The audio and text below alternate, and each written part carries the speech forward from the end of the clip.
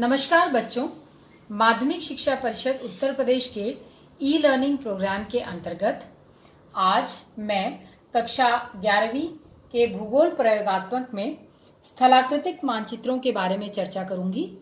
मैं डॉक्टर रेणु राय, राजकीय inter college Baroda Hindwan Hapur से हूं। इस पाठ को पढ़ने के पश्चात आप ये जान सकेंगे कि स्थलाकृतिक मानचित्र क्या होते हैं, इनका क्या उपयोग है और इनको समझने के लिए हमें क्यों परंपरागत चिन्ह का इस्तेमाल करना पड़ता है, समोच्च रेखाएं क्या होती हैं और हम क्रॉस सेक्शन किस तरीके से बना सकते हैं, और जो विभिन्न ढाल और विभिन्न जो स्थलाकृतियां हैं समोच्च रेखाओं की मदद से हम उनका भी क्रॉस सेक्शन किस तरीके से बना सकते हैं। और अंत में हमें जो टोपोग्राफिकल शीट पढ़नी है 63K/12 उसको भी डिटेल में समझेंगे। तो आइए पाठ की शुरुआत करते हैं। स्थलाकृतिक मानचित्र को सामान्य उपयोग वाले मानचित्रों के नाम से भी जाना जाता है। इस मानचित्र में किसी छोटे आकार के क्षेत्र को बड़े पैमाने पर प्रदर्शित किया जाता है। साथ ही साथ इसमें प्राकृतिक और सांस्कृतिक जो लक्षण हैं उनको भी प्रदर्शित किया जाता है। भारत में भारतीय सर्वेक्षण विभाग पूरे देश के लिए ये मानचित्र तैयार करता है और ये मानचित्र जो है विभिन्न मापनियों पर बनाए जाते हैं, विभिन्न स्केल्स पर बनाए जाते हैं। आपने इससे पहले के पाठों में मापनी का अध्ययन किया होगा, तो आप समझ सकते हैं कि किसी भी मैप को मापनी एक निश्चित मापनी पर बनाया जाता है। और इसके साथ साथ सामान्य रूप में जो स्थलाकृतिक मानचित्र होते हैं उनमें 1:50,000 और 1:63,360 मापक का प्रयोग किया जाता है। ये एक चित्र है टोपोग्राफिकल मैप का। इसको आप देख सकते हैं कि ये कुछ इस तरीके का दिखाई देता है। भारत में धरातलीय पत्रकों का प्रकाशन भारतीय सर्वेक्षण विभाग द्वारा किया जाता है और इस विभाग का जो प्रधान कार्यालय है वो हाथीबढ़ कला, देहरादून में स्थित है। भारत के प्रत्येक भूपत्रक पर संख्यांकन होता है और यह उनका सूचकांक या इंडेक्स नंबर इसको कहा जाता है। भारत एवं समीपवर्ती देशों की माला के भूपत्रकों की कुल संख्या 136 है, जो भारत तथा उसके पड़ोसी देशों को घेरे हुए है।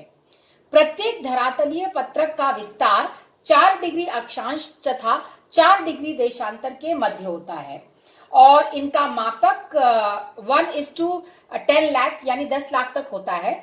और भारत के संपूर्ण धरातलीय पत्रकों की संख्या 39 से 92 तक है।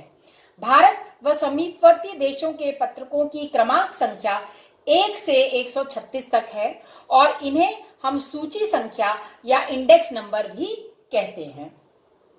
आइए अब और थोड़ा सा भूपत्रकों के बारे में जानते हैं कि प्रत्येक पत्रक को 16 वर्गों में विभक्त किया जाता है, जिनमें अंग्रेजी के A से P तक अक्षर लिखे जाते हैं।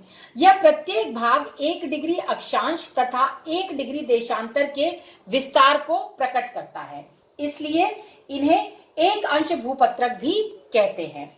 पुनः प्रत्येक एक अंश पत्रक को 16 भागों में बांटा जाता है तथा प्रत्येक भाग में 1 से 16 तक संख्याएं लिख दी जाती हैं। इस प्रकार प्राप्त भूपत्रक 15 मिनट अक्षांश एवं 15 मिनट देशांतर को प्रकट करता है। इनका मापक 1 इंच बराबर 1 मील होता है, जिससे इन्हें 1 इंच भूपत्रक भी कहते हैं। वर्तमान में मीट्रिक प्रणाली के अंतर्गत इन मानचित्रों का मापक 1:50,000 अर्थात 2 सेंटीमीटर बराबर 1 किलोमीटर कर दिया गया है। अंश पत्रक संख्या का निर्धारण 63K/1 से 63K/16 तक किया गया है। कभी कभी 1 डिग्री भूपत्रकों को 16 भागों में न बांटकर केवल 4 भागों में ही बांटा जाता है। तब उनका नामांकन दिशा के आधार पर करते हैं, जैसे 63M north west, 63M south west, इस तरीके से।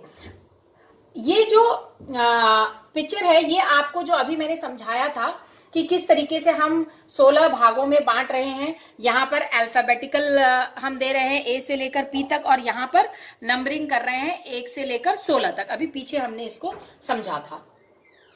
जो भारत में जो स्थलाकृतिक मानचित्र इस्तेमाल किए जा रहे हैं इस समय, उनका ये पर्टिकुलर स्केल दिया गया है और कॉन्टोर इंटरवल्स। अभी हम समोच्च रेखाओं के बारे में पढ़ेंगे।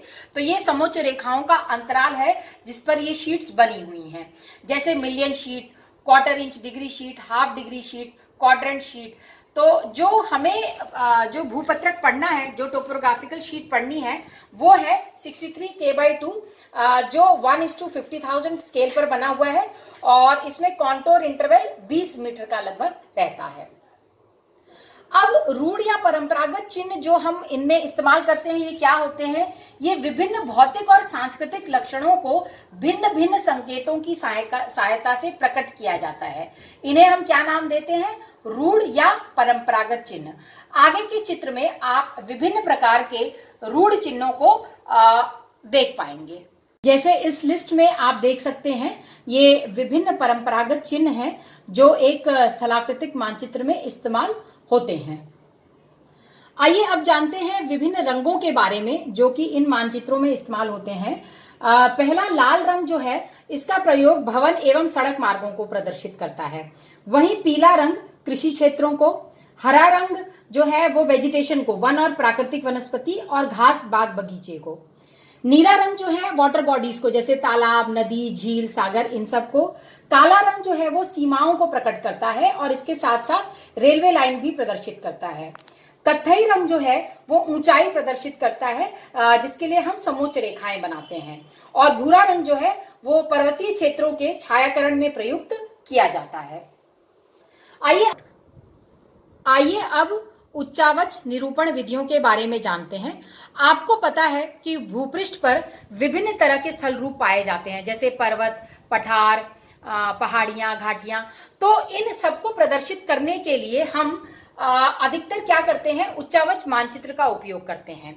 परंतु उच्चावच लक्षण प्रदर्शित करने के लिए पहले से विभिन्न विधियां इस्तेमाल होती आई हैं, जैसे हैशूर विधि, पहाड़ी छायांकन विधि, स्तर आभा, बेंचमार्क, स्थानिक ऊंचाई और समोच्च रेखाएं। परंतु उच्चावच को दिखाने के लिए जो सर्वाधिक जो विधि उपयोग की जाती है वो है समोच्च रेखाओं वाली विधि। अब समझते हैं कि समोच्च रेखाएं हम किसे कहते हैं। तो समोच्च रेखाएं उन कल्पित रेखाओं को कहते हैं जो समुद्र तल से समान ऊंचाई वाले स्थानों को मिलाते हुए खींची जाती है। प्रत्येक समोच्च रेखा के एक छोर पर उसकी ऊंचाई मीटर या फुट में अंकित कर दी जाती है और समोच्च रेखा के मध्य का जो अंतर होता है वो समान होता है, जैसा आप इस फिगर में देख रहे हैं। समोच्च रेखाओं में अधिकतर जो ऊर्ध्वाधर अंतराल हैं वो 20, 50, 100 मीटर पर खींची जाती है और इसे हम समोच्च रेखाओं का अंतराल कहते हैं। और सामान्यतः इसे मीटर में व्यक्त किया जाता है और एक स्थान से दूसरे स्थान पर ढाल की प्रकृति के अनुसार दो समोच्च रेखाओं के बीच की जो क्षैतिज दूरी होती है, जो हॉरिजॉन्टल जो उसका डिस्टेंस होता है, उसमें तो अंतर होता है, जबकि जो वर्टिकल जो डिस्टेंस है, जो ऊर्ध्वाधर अंतराल है, वह अचल होता है। क्षैतिज दूरी, जिसे हम क्षैतिज तुल्यांक या हॉरिजॉन्टल इक्विवेलेंट भी कहते हैं, के नाम से भी इसे जाना जाता है। और जो मंद ढाल होती है के लिए यह अधिक होता है और तीव्र ढाल के लिए यह कम होती है। आइए अब इसकी विशेषताओं पर चर्चा करते हैं कि समोच्च रेखाओं की क्या क्या विशेषताएं हैं। सबसे पहली कि यह समान ऊंचाई पर बनाई जाने वाली कल्पित रेखा है। इनके मध्य का अंतर जो होता है वो सदैव क्या होता है? समान होता है। फिर ये कि ये कभी भी एक दूसरे को काटती नहीं है, ये खंडित रेखाएं नहीं होती हैं, यानी ये कहीं भी कटती नहीं है, कॉन्टिन्यूअस रेखाएं होती हैं। फिर दूसरी बात ये कि समोच्च जो रेखाएं हैं किसी भी दिशा की ओर मुड़ जाती हैं, जो प्रायः दूसरी समोच्च रेखा का ही अनुसरण करती हुई दिखाई देती है। समोच्च रेखाओं से पार्श्व चित्र खींचकर वास्तविक भू आकृतियों को पुनः निर्मित किया जा सकता है। इसको आप इस तरीके से भी समझ सकते हो, जैसे मान लीजिए एक हिल है, वास्तव में उसका जो कॉन्टूर है, उसकी जो समोच्च रेखाएं हैं वो कॉन्सेंट्रिक सर्कल के रूप में बनती हैं, कुछ इस तरीके से। तो असल में तो ये लैंडफॉर्म ऐसा है, परंतु जब हम इसकी समोच्च रेखाएं बना रहे हैं तो वो कुछ इस प्रकार बनेंगी। देखिए, इक्वल डिस्टेंस है, 500-500 का अंतर है और बराबर दूरी पर ये बनी हुई है। आइए अब बात करते हैं कि समोच्च रेखाएं और उनके अनुप्रस्थ परिच्छेद खींचना, किस तरीके से हम डिफरेंट लैंडफॉर्म्स या डिफरेंट स्लोप्स का क्रॉस सेक्शन बना सकते हैं। तो सबसे पहले ढाल के प्रकारों की चर्चा करेंगे। ढाल को मुख्यतः मंद ढाल, खड़ा ढाल, अवतल, उत्तल एवं तरंगित भागों में वर्गीकृत किया जाता है। और जनरली जो ढाल होता है उसको डिग्री या कोण में मापा जाता है। सबसे पहले हम बात करेंगे मंद ढाल की या जेंटल स्लोप की। पहले जानते हैं ये होता क्या है। जब किसी स्थलाकृति के ढाल की डिग्री या कोण बहुत कम होती है तो हम इस प्रकार के ढालों की समोच्च रेखाओं की जो बीच की दूरी होती है वो बहुत क्या होती है, अधिक होती है। जैसे इस चित्र में देखिए, समोच्च रेखाओं के बीच जो डिस्टेंस है वो क्या है, देखिए दूरी दूरी पर है ना। ये एक असल जेंटल स्लोप का एक चित्र है और ये पैरेलल इसका समोच्च रेखाएं खींची गई हैं। वहीं अगर खड़ी ढाल की बात करें तो किसी स्थलाकृति के ढाल का कोण जब अधिक होता है तो वह खड़ी ढाल का निर्माण करता है। और इसमें इस मंद ढाल से विपरीत जो समोच्च रेखाएं होते हैं वो आपस में बहुत कम दूरी पर बनी होती हैं। जैसे कुछ इस प्रकार, ये देखिए जो समोच्च रेखाओं की जो दूरी है वो क्या हो रही है, कम हो रही है। ये पास पास बनी हुई हैं ये रेखाएं। आप इस चित्र से भी इसको अच्छे से समझ सकते हैं। ये स्टीप स्लोप यानी कि ये तीव्र ढाल है, यहाँ पर समोच्च रेखाएं जो हैं वो पास पास हैं और वहीं मंद ढाल में दूर दूर हैं। अब बात करते हैं अवतल ढाल की। जब उच्चावच स्थलाकृति का निचला भाग मंद ढाल वाला और ऊपरी भाग जो है वो खड़े ढाल वाला होता है तो उसे हम कॉनकेव स्लोप या अवतल ढाल कहते हैं। अब इसमें समोच्च रेखाएं कैसी होती हैं, निचले भाग में दूर दूर और ऊपरी भाग में पास पास। आइए देखते हैं, निचले भाग में दूर दूर और ऊपरी भाग में पास पास। ये ऊपरी भाग है ए, यहाँ पास पास और यहाँ दूर दूर। ये हो गया हमारा अवतल ढाल। वहीं उत्तल ढाल इसके विपरीत हो गया कि उत्तल ढाल का जो ऊपरी भाग है वह मंद है और निचला भाग जो है वो खड़ा है। और इसके परिणाम स्वरूप ऊपरी भाग में समोच्च रेखाएं दूर दूर और निचले भाग में पास पास। कुछ इस तरीके से देखिए, ऊपरी भाग में यहाँ पर आपको दिख रहा होगा हाइट 1140 और यहाँ पर 1120 और यहाँ पर ये, तो इस तरीके से ये उत्तल ढाल का जस्ट क्या है, उल्टा है। ये फिगर आपको एक तुलनात्मक वो दे देगा अवतल और उत्तल ढाल के बीच की समोच्च रेखाओं के अंतर को समझने के लिए। आइए अब बात करते हैं स्थलाकृतियों के प्रकार की। सबसे पहले शंक्वाकार पहाड़ी या जिसको हम कोनिकल हिल कहते हैं, यह आसपास की भूमि से लगभग समान रूप से उठी हुई होती है। एक शंक्वाकार समान ढाल वाली पहाड़ी के लिए जो समोच्च रेखाएं हैं वो सकेंद्रित कॉन्सेंट्रिक सर्कल्स बनाते हैं और नियमित अंतराल पर होती हैं। कुछ इस प्रकार, ये देखिए कॉन्सेंट्रिक सर्कल, सकेंद्रिक मतलब एक के अंदर एक ये सर्कल्स इस तरीके से बने हुए और बराबर डिस्टेंस पर है ना। तो ये एक हिल को रिप्रेजेंट करते हैं। वहीं प्लेटो पठार क्या होता है, एक विस्तृत चपटा हुआ भूभाग होता है जिसकी ढाल अपेक्षाकृत पार्श्वों पर खड़ी होती है, जो आसपास के मैदान या समुद्र से ऊंची उठी होती है, उसे हम पठार कहते हैं। और इसमें जो समोच्च रेखाएं हैं वो किनारों पर पास पास तथा भीतर की ओर दूर दूर होती हैं। कुछ इस प्रकार, किनारों पर पास पास यहां पर, और फिर जैसे जैसे हम अंदर आते हैं वो दूर दूर होने लगती हैं। अब बात करते हैं खाड़ी वैलीज की। तो इसमें हमें मुख्यतः वी आकार की घाटी और यू आकार की घाटी का क्रॉस सेक्शन पढ़ना है। वी अक्षर की तरह दिखाई देने वाली ये घाटी पर्वतीय क्षेत्रों में पाई जाती है और वी आकार की घाटी का जो निचला भाग है वो भीतरी समोच्च रेखाओं द्वारा दिखाया जाता है जो पास पास स्थित होते हैं तथा इनके समोच्च का मान कम होता है। और जब बाहर की ओर स्थित समोच्च रेखाएं का मान जो है वो एक समान रूप से बढ़ता है।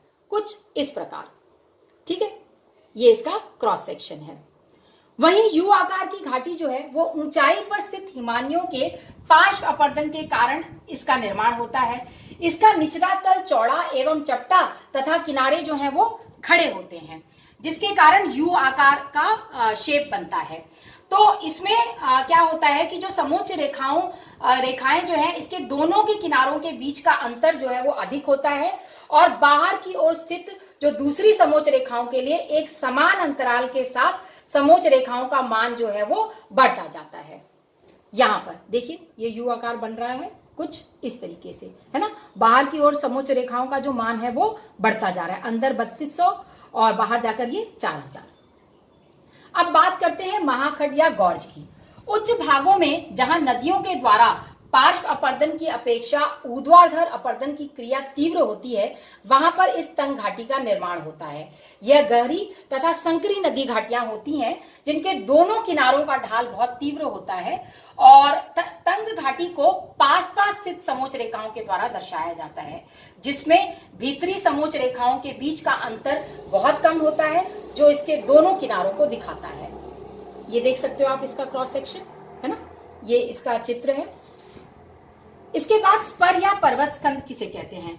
पर्वत श्रृंखलाओं से घाटी की ओर झुकी हुई उत्तल ढल वाली आकृति को स्पर या पर्वत स्कंद कहा जाता है। इसे वी आकार की समोच्च रेखा के द्वारा ही दर्शाया जाता है, परंतु अंतर सिर्फ इतना है कि ये इसके जस्ट उल्टा है ना, कि वी के दोनों किनारे ऊंचाई वाले भाग को दिखाते हैं तथा इसकी चोटी निचले हिस्से को, कुछ इस प्रकार। अब आइए बात करते हैं भृगु या क्लिफ की। यह अत्यधिक तीव्र ढाल या खड़े पार्श्व वाली भू आकृति है। मानचित्र पर भृगु की पहचान पास पास बनी समोच्च रेखाओं से की जाती है जो आपस में जुड़ी हुई प्रतीत होती हैं, कुछ इस तरीके से। ये देखिए आपस में यहां पर जुड़ी हुई हैं, ठीक है, तो ये इसकी पहचान है। वहीं जलप्रपात जो है, जब किसी नदी तल पर काफी ऊंचाई से पानी का अचानक ऊर्ध्वाधर गिरना जलप्रपात कहलाता है। और इसको किस तरह की समोच्च रेखाओं से दिखाया जाता है कि परस्पर समोच्च रेखाओं के मिल जाने से जलप्रपात को पहचाना जा सकता है, और रैपिड जो है वो अपेक्षाकृत दूर स्थित समोच्च रेखाओं के द्वारा दर्शाया जाता है। यहां पर ये देखिए, ये जहां मिल रहे हैं वहां पर वाटरफॉल बन रहा है। अब आइए बात करते हैं इन स्थलाकृत मानचित्रों के इंटरप्रिटेशन की, जिसको हम निर्वचन कहते हैं, कि कैसे हम इन मानचित्रों को समझ सकते हैं। तो जो स्थलाकृत मानचित्र जो है उनको समझने के लिए, उनका इंटरप्रिटेशन करने के लिए हमें बहुत सारी चीजों की मदद लेनी पड़ती है। जैसे हमें डायरेक्शन देखना पड़ता है, हमें ये देखना पड़ता है कि उसमें कौन कौन से रूढ़ चिन्ह जो है वो इस्तेमाल हुए हैं, ठीक है, और जो निर्देश और सूचनाएं जो दी होती हैं उसके हिसाब से हम इन मानचित्रों का इंटरप्रिटेशन कर सकते हैं। तो इसमें कौन कौन सी विधि है? पहली जो वो है प्रारंभिक सूचना। इसके अंतर्गत आप मानचित्र में राज्य, जिला, संस्था, वर्ष, मापक, इन सबको आप जान सकते हैं, और इसके साथ साथ स्थिति और परंपरागत चिन्ह भी दिए होते हैं। तो यह प्रारंभिक सूचना है जो आसानी से मिल जाती है। दूसरा, उच्चावच एवं जल प्रवाह।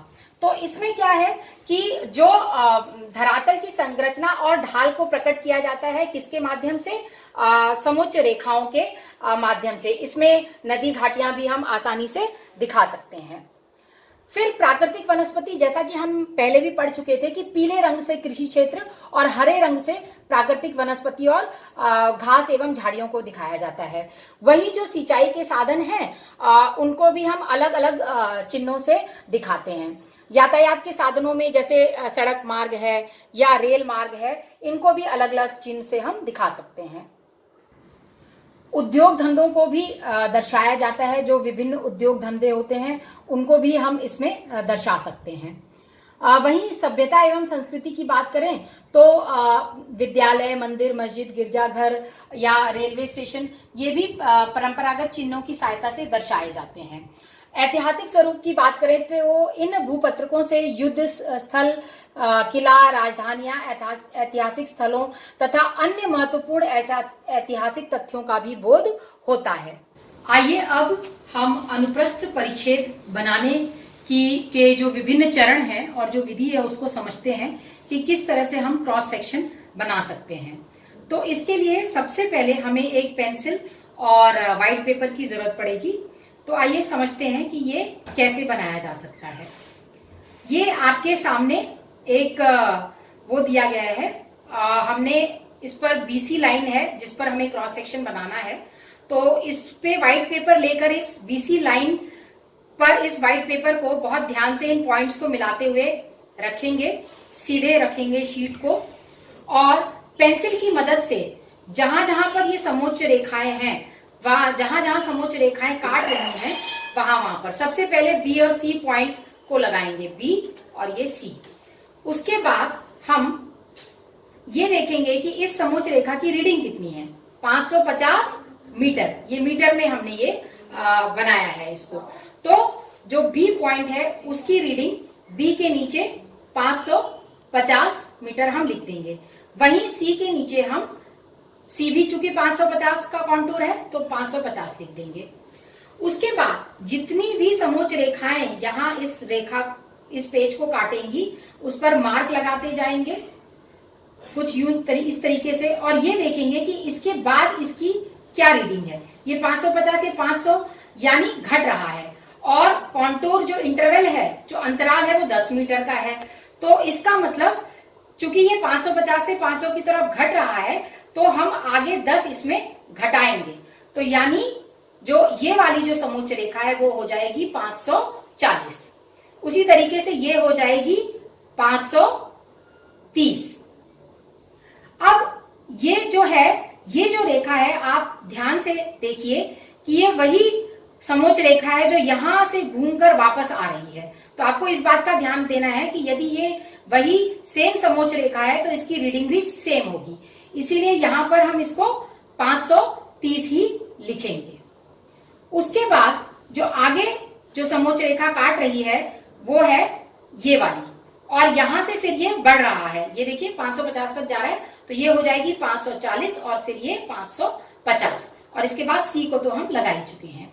अब इस पेपर को हम ले जाकर फिर जो हमने यहां पर जो एलिवेशन बनाया हुआ है वर्टिकली, उस पर बी और सी पॉइंट पर लिख देंगे। यहां पर हमने सारी जो हाइट्स है कॉन्टूर्स की वो लिख दी है, 510 से शुरू होकर 590 तक जो इस मैप में बनी हुई थी। तो अब जहां जहां पर ये पॉइंट्स है यहाँ पर उन पेपर को खिसकाते हुए ले जाएंगे और एक क्रॉस बनाएंगे। जैसे ये पॉइंट 550, उस तरीके से जो नेक्स्ट पॉइंट है वो 540, उसके बाद 530, और आगे इस तरीके से सारे पॉइंट्स को हम बना लेंगे, 530 और सबसे आखिर में ये वाला। तो अब इन जो जितने भी वो हैं उनको हम जोड़ेंगे और ये देखेंगे कि हमारी जो क्रॉस सेक्शन है या प्रोफाइल है वो किस तरीके से बन रही है। इस तरीके से पेंसिल को जोड़ते हुए हम यहाँ पर ये डिप कर रहा है, हाइट कम हो रही है तो नीचे की तरफ जाते हुए, और फिर यहां से ऊपर की तरफ जाते हुए। तो आप ये देखोगे कि आप इसका जो क्रॉस सेक्शन है वो इस तरीके से बनकर आएगा। अब आपने क्रॉस सेक्शन बनाना सीख लिया और आपने ये भी जान लिया कि स्थलाकृतिक मानचित्र क्या होता है। अब आपको अपने सिलेबस में जो स्थलाकृतिक मानचित्र संख्या 63 K/12 जिसको हम मिर्जापुर शीट भी कहते हैं, जो कुछ इस तरीके से दिखाई देती है, इसको आपको डिटेल में पढ़ना है कि इस शीट में क्या क्या दिखाया जा रहा है, कैसे कैसे। तो आइए इस शीट को आप डिटेल में पढ़ते हैं। शीट की संख्या है 63 K/12 जिसको मिर्जापुर शीट भी कहा जाता है, और शीट कुछ इस प्रकार की दिखाई देती है। और इस शीट में हमें क्या क्या इंफॉर्मेशन मिलती है, पहले तो ये शीट की का इंडेक्स नंबर, फिर उसके बाद यहाँ बाईं तरफ आपको सारे परंपरागत चिन्ह दिए जाते हैं जिसके इस्तेमाल से आप मैप रीडिंग कर सकते हैं। उसके बाद ये किस मापनी पर बना हुआ है, 1:50,000, और इसके साथ साथ जो सोर्स है इस शीट का, सर्वे ऑफ इंडिया, ये नीचे लिखा जाता है। ऊपर चलेंगे तो ऊपर शीट को देखते हुए आप इसके अक्षांशीय और देशांतरीय विस्तार को जान पाएंगे। सबसे ऊपर लैटिट्यूडनल और लॉन्गिट्यूडनल एक्सटेंट जो कि इस शीट का है 25 डिग्री नॉर्थ से 25 डिग्री 15 मिनट नॉर्थ, और लॉन्गिट्यूडनल जो एक्सटेंट है वो है 82 डिग्री 30 मिनट ईस्ट से लगभग 82 डिग्री 45 मिनट्स ईस्ट। तो ये इसका लैटिट्यूडनल एक्सटेंट हो गया। वहीं अगर बात करें तो इस पूरी शीट को दो भौतिक लक्षणों में बांटा गया है, गंगा प्लेन और विंध्यन प्लेटो। ये गंगा प्लेन का रीजन और नीचे जो है विंध्यन प्लेन का रीजन। कुछ परंपरागत चिन्ह देखकर हम इसको समझने की कोशिश करते हैं। जैसे ये जो पूरा नीला भाग है वो गंगा नदी का फ्लो दिखाया जा रहा है इसमें। और ये जो छोटी हरी हरी जो आप चिन्ह देख रहे हैं, ये दिखा रहा है कि इन एरिया में वनस्पति के रूप में क्या है, घास और झाड़ियां हैं। और ये आपको जो चिन्ह है वो है रेलवे मार्ग का, है ना, नॉर्थ ईस्ट रेलवे मिर्जापुर घाट एक्सटेंशन है ये, ठीक। इसी प्रकार अगर अधिवास की बात करें, सेटलमेंट की बात करें, तो जो ये रेड बॉक्सेस हैं ये आपको सेटलमेंट दिखाते हैं। उदाहरण के लिए अगर आप मिर्जापुर सिटी की बात करें तो यहाँ पर आप देखिए जो अधिवास सेटलमेंट जो है वो बहुत ही घने हैं, बहुत पास पास, जिसको हम न्यूक्लिएटेड सेटलमेंट कहते हैं, कि ये चूंकि सिटी एरिया है और यहाँ पर बाढ़ का क्षेत्र है नहीं, तो इसीलिए जो सेटलमेंट है वो बहुत पास पास है, ठीक है। उसी प्रकार यहाँ पर आपको और भी अन्य परंपरागत चिन्ह की मदद से आप इसकी मैप रीडिंग कर सकते हैं। जैसे जो ये हरी लाइन है, ये जो हरी वाली लाइन है, ये रिजर्व फॉरेस्ट एरिया को दिखाता है जो मिर्जापुर में है ना, जिसको हम आरएफ से हमने इंडिकेट किया हुआ है, रिजर्व फॉरेस्ट एरिया। और बहुत सारी आप यहाँ देख सकते हो कॉन्टूर लाइंस बनी हुई हैं, समोच्च रेखाएं बनी हुई हैं, जिनके बारे में अभी आपने पढ़ा था। कहीं कहीं पर ये देखिए, ये समोच्च रेखा हिल दिखा रही है कि यहाँ पर हिल है छोटा सा, और कहीं कहीं पर डिप्रेशन भी दिखाया जा रहा है। और यहाँ पर आप देख सकते हो कि ये जो पैटर्न है ये ड्रेनेज पैटर्न है, अपवाह तंत्र है, नदियों का जो अपवाह तंत्र है, किस प्रकार का अपवाह तंत्र है ये भी हमें दर्शाता है। ये सीमाएं दर्शा रहा है, किस तरह की सीमाएं, ये वाटर बॉडीज है, नीला जो है वाटर बॉडीज है। तो आप ये देख सकते हैं कि जब आप एक बार ये जान गए कि परंपरागत चिन्ह कौन कौन से हैं, तो आप इस शीट की रीडिंग इन परंपरागत चिन्ह और समोच्च रेखाओं की मदद से आप कर सकते हैं। रोड्स को भी दिखाया गया है, जैसे ये नेशनल हाईवे 135 यहाँ से जाते हुए, ठीक है। तो रोड हुआ, अधिवास हुआ, वाटर बॉडीज हुई, और ये जो पीला क्षेत्र होता है, आपको जैसे रंगों के बारे में हमने बताया था, तो हमने बताया था कि जो हरा क्षेत्र है वो प्राकृतिक वनस्पति और पीला क्षेत्र जो है वो कल्टीवेटेड लैंड, कृषि युक्त भूमि है। तो ये थोड़ा सा मैंने आपको छोटे में, ये जो मिर्जापुर शीट है इसको मैंने आपको दिखाने की और समझाने की कोशिश की। तो बच्चों, मुझे उम्मीद है कि आप इस वीडियो को देखने के बाद स्थलाकृतिक मानचित्र को समझ चुके होंगे, वो कैसे बनते हैं, उनमें किन किन चिन्हों का इस्तेमाल किया जाता है, समोच्च रेखाएं क्या होती हैं, ढाल के विभिन्न क्रॉस सेक्शंस बनाना, स्थलाकृतियों के क्रॉस सेक्शंस बनाना, और लास्टली जो हमने सीखा वो ये सीखा कि जो स्थलाकृतिक मानचित्र है उसकी रीडिंग हम कैसे कर सकते हैं। मैंने आपको उदाहरण दिया था मिर्जापुर शीट का। तो मुझे उम्मीद है बच्चों कि आपको ये पार्ट अच्छे से समझ में आया होगा। धन्यवाद।